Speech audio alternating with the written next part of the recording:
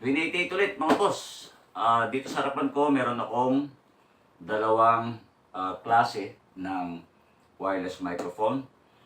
Ang video natin ngayon ay tungkol dito sa Platinum B10 Portable Wireless Microphone. So Platinum, isahan din lang ito. Ikumpara natin sa quality ng sounds nito isa kong microphone. Out of the box, yun dito charging cable. So isang receiver, tsaka isang klaseng mic. So ganito ang kanyang itsura mga boss. At doon sa kabila, ayan lang. At ito naman yung kanyang receiver. So dito sa mic natin na to, ang option lang natin ng charging ay dito. So hindi katulad dito isa kong mic, natatanggal ko yung 18650. So ang charging ng receiver ay sa gilid. Dito kasi sa wireless mic ng channel, ito yung ginagamit kong charger. So mas mabilis ang charging time ko. Tapos sabay na yung dalawang 18650. So dito magiging option lang talaga natin yung built-in charger ng mic.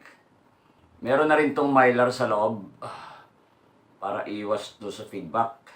So pag nag-charge tayo, nag-plug tayong charger dito, may mapapansin kayo umilaw yan. Umilaw dyan sa power button. Eto, may nagbi-blink na blue na ilaw. Pag nawala na yon, hindi na siya nagbi-blink o namatay na yung ilaw, yun yung indication na full charge na yung battery natin. Dito naman, dito sa receiver, meron siyang maliit na ilaw na pula. Pag nawala yan, yun yung indication na full charge na yung battery. So iti-test natin to ngayon, i-compare ko dito sa isa kong mic kung ano yung sound quality. You are watching Twin88 channel. Don't forget to subscribe. So dito natin tetestingin mga boss. So itong una, ito yan. So yung Kevlar na mic ng channel. And then pangalawa yung Platinum B10 at yung wireless mic ng channel. Ano? So i-on natin yung number 2 and number 3. So same ang, hindi pala. Lamang itong isa sa mid-tie. Pare-parehohin natin.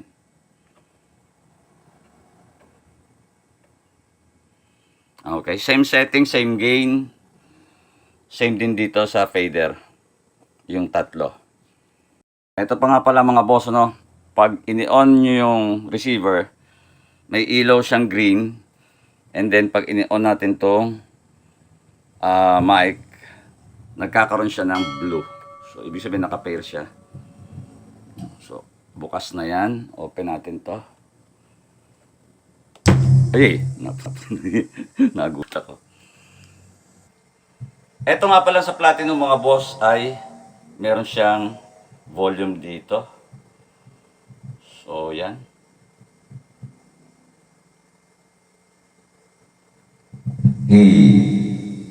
Check 1.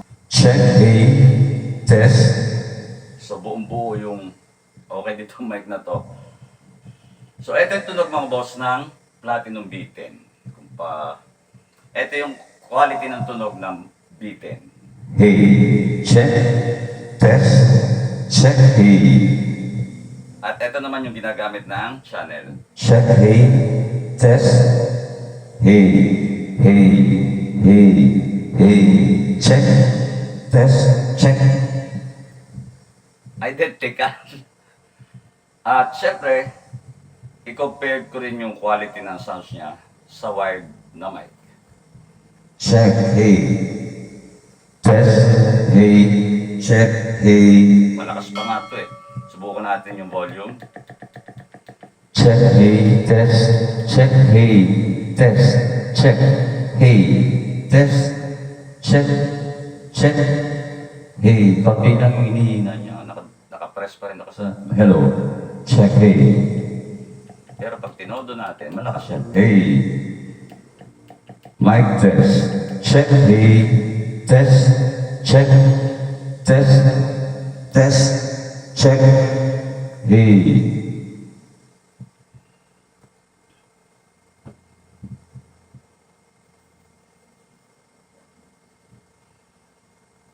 So regarding sound, teka.